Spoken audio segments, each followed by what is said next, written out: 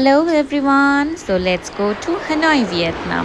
আমরা ভিয়েতনামের দানাং থেকে 1.5 আওয়ার্সের মতো একটা ফ্লাইট টাইম ধরে পৌঁছে গিয়েছিলাম হ্যানয়তে। এই যে হোটেলটা দেখতে পাচ্ছি, এটা হচ্ছে এয়ারপোর্ট থেকে 30 মিনিটসের মতো একটা ডিস্টেন্স ছিল বাই কার।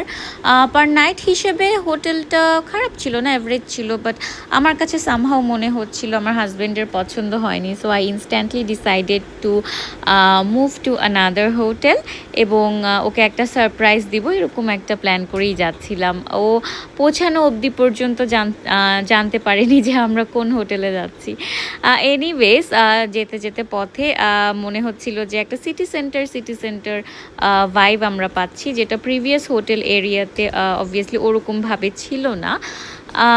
আমার কাছে ভিয়েতনামের রোডসগুলো খুবই ফ্যামিলিয়ার লাগছিল। মাঝে মাঝে মনে হচ্ছিল এই যে হাতির ঝিল, আবার মাঝে মাঝে মনে হচ্ছিল গুলশান 1-2 তো আছি আমরা।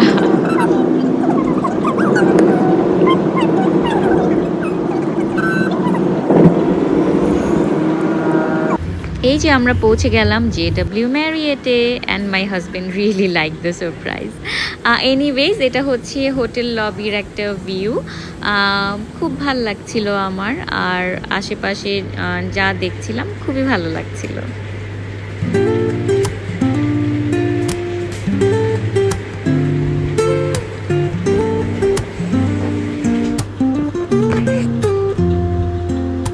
আচ্ছা, এই ওয়ার্ড্রপটার ভিডিও নেওয়ার পিছনে একটা কারণ আছে, যেটা হচ্ছে আমার এই ওয়ার্ড্রপটা খুবই মনে ধরেছিল। কারণ এই ওয়ার্ড্রপের দুটা ডোরই হচ্ছে গিয়ে বোথ সাইড থেকে ওপেন করা যায়। একটা হচ্ছে যে পাশটা দেখছিলেন এতক্ষণ, আরেকটা হচ্ছে এই যে শাওয়ার রুমের সাইড থেকে ওপেন করা যায়। সো আমার কাছে খুবই চমৎকার লাগছিল।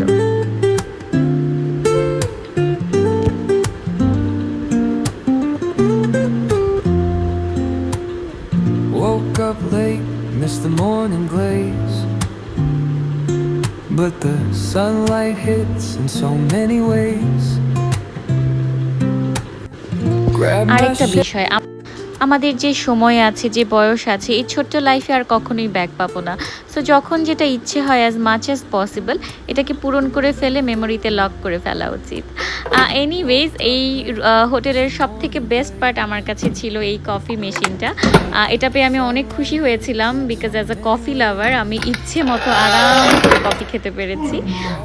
লিলি কফি ক্যাপসুল ছিল, ফর দ্য ফার্স্ট টাইম আমি এটা টেস্ট করেছি। It was great.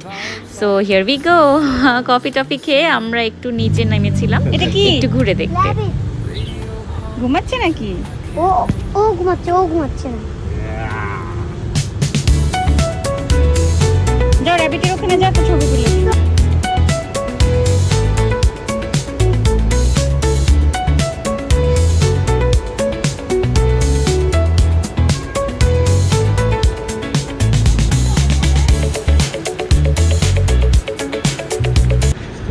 এটা হচ্ছে হোটেল এরিয়ার ব্রেকফাস্টের পোর্শনটা। ও মাই গড, দেখতে যেরকম হিউজ সুন্দর, ব্রেকফাস্ট আইটেমসও ছিল অনেক বেশি।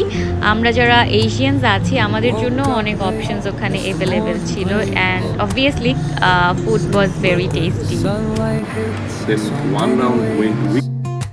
এটা হচ্ছে হোটেলের ক্লাব একটা, যেখানে আসলে আমাদের যাওয়া হয়নি সামহাও। আর এটা হচ্ছে সুইমিং পুল এরিয়াটা টপ ফ্লোরে ছিল। আর আমার মেয়ের কাছে এটা হচ্ছে ওর মতে যে ভিয়েতনামের ওর সব থেকে ভালো লেগেছে এই সুইমিং পুল এরিয়াটা। ও খুব এনজয় করেছে এবং সে খুব মজা করে নাকি সুইম করেছে। তো ভিউটাও, যেহেতু টপ ফ্লোর, ভিউটাও খুব ভালো ছিল। এটা হচ্ছে যেদিন আমি এবং আমার মেয়ে হ্যানয় থেকে ঢাকায় ব্যাক করব, বিকজ ওর আব্বুর কিছু অফিসিয়াল কাজের পারপাসে ওখানে 2 দিন এক্সট্রা থাকতে হয়েছিল। আমি খুব ভয়ে ছিলাম, বাট আমার মেয়ে আমাকে অনেক সাহস দিয়েছে। So thank you for watching.